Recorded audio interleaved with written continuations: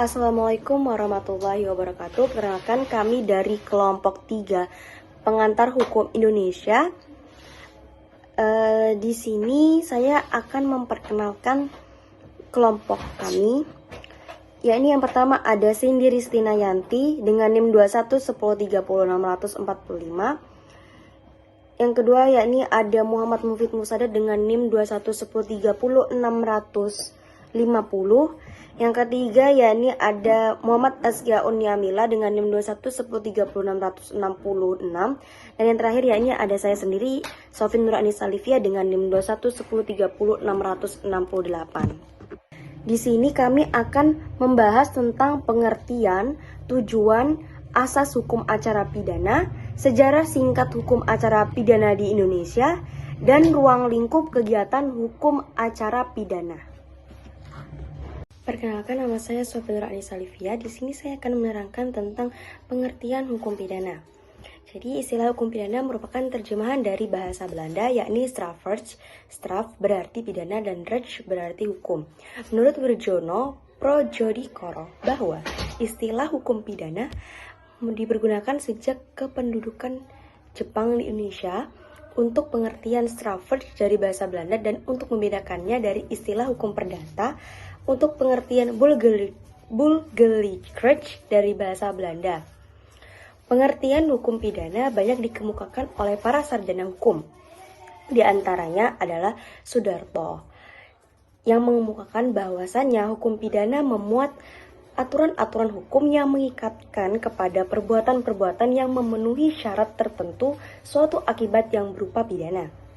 Dalam hukum pidana modern, reaksi ini tidak hanya berupa pidana, tetapi juga apa yang disebut dengan tindakan yang bertujuan untuk melindungi masyarakat dari perbuatan-perbuatan yang merugikannya. Dari beberapa pendapat yang telah dikutip, dapat diambil gambaran tentang hukum pidana, bahwa hukum pidana setidaknya merupakan hukum yang mengatur tentang satu, larangan untuk melakukan suatu perbuatan. Yang kedua, syarat-syarat agar seseorang dapat dikenakan sanksi pidana. Maka dapat dirinci tujuan hukum acara pidana sebagai berikut. 1. Suatu kebenaran material, yaitu kebenaran hakiki dan lengkap dari suatu perkara pidana melalui penerapan ketentuan hukum acara pidana secara tepat dan jujur. 2. Menentukan subjek hukum berdasarkan alat bukti yang sah hingga dapat didakwa melakukan suatu tindak pidana. 3. Menggariskan suatu pemeriksaan dan putusan pengadilan agar dapat ditentukan apakah suatu tindak pidana telah terbukti dilakukan orang yang didakwa itu. Tujuan hukum acara pidana ini sejalan dengan fungsi hukum menurut Van Bemmelen, yaitu mencari dan menentukan kebenaran, pemberian keputusan oleh hakim, dan pelaksanaan keputusan. Saya akan membacakan teks asas dalam hukum acara pidana. Menurut Max Constancio, hukum acara pidana memiliki asas-asas yang abstrak, sifatnya terhadap kasus-kasus tertentu. 30 beberapa asas yang dianut dalam hukum acara pidana sebagai berikut.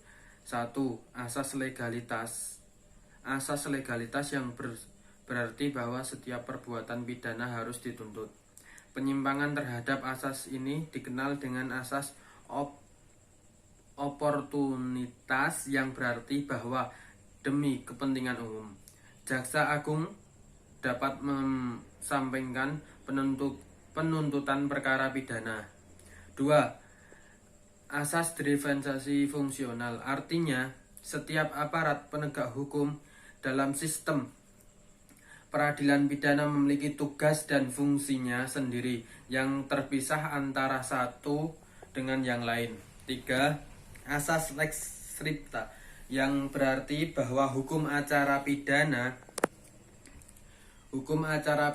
yang mengatur proses beracara dengan segala kewenangan yang harus tertulis. 4. Asas lex scripta, yang menyatakan bahwa aturan dalam hukum acara pidana harus ditafsirkan secara ketat. Konsekuensinya selanjutnya, ketentuan dalam hukum acara pidana tidak dapat ditafsirkan selain dari apa yang tertulis. Hukum acara pidana tidak dapat ditafsirkan selain dari apa yang tertulis. Terhadap asas ketiga dan keempat dapat dipahami karena karakter dari hukum acara pidana pada hakikatnya adalah menekang hak asasi manusia. Oleh karena itu, di satu sisi negara diberi kewenangan untuk mengambil segala tindakan dalam rangka penegakan hukum, akan tetapi di sisi lain sudah. Assalamualaikum warahmatullahi wabarakatuh. Kali ini saya akan menjelaskan tentang sejarah hukum acara pidana di Indonesia. Pada zaman penjajahan Belanda, diberlakukan sistem IR dan HIR. Saat Jepang masuk menjajah Indonesia, tidak banyak terjadi perubahan yang mendasar tentang hukum. Setelah proklamasi kemerdekaan Republik Indonesia, HIR diganti dengan RIB. Awal proses rancangan KUHP dimulai pada tahun 1965. Namun, pada tahun 1979, RUU HAP yang merupakan draft kelima diserahkan ke DPR RI untuk dibahas dan mendapatkan persetujuan.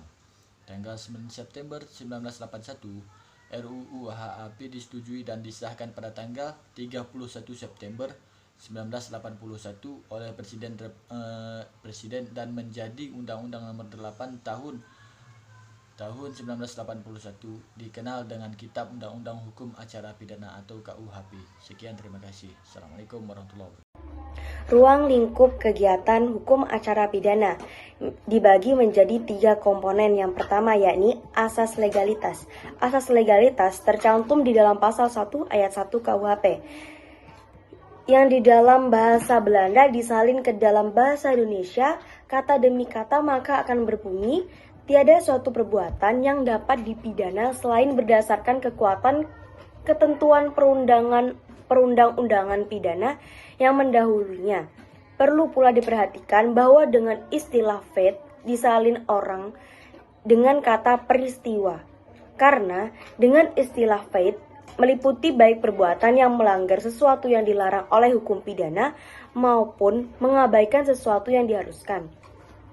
Penerapan hukum pidana atau suatu perundang-undangan pidana berkaitan dengan waktu dan tempat perbuatan dilakukan. Berlakunya hukum pidana menurut waktu menyangkut penerapan hukum pidana dari segi lain.